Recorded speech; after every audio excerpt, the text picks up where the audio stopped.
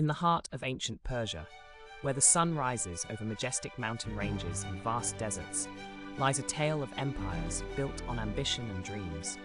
The air is thick with the scent of spices and the sound of bustling markets, a symbol of the grandeur that was the Persian Empire. At the center of this empire stands Darius the Great, a visionary ruler striving to unite a diverse realm. His ambition is challenged by rival factions and the bold ambitions of his own satraps, each vying for control and power, igniting a fierce conflict. As whispers of betrayal echo through the halls of power, the stakes escalate.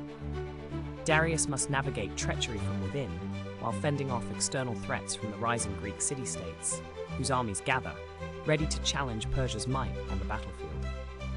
In a twist of fate, an unexpected alliance forms between discontent satraps and the Greeks, threatening to fracture the very foundation of Darius's empire.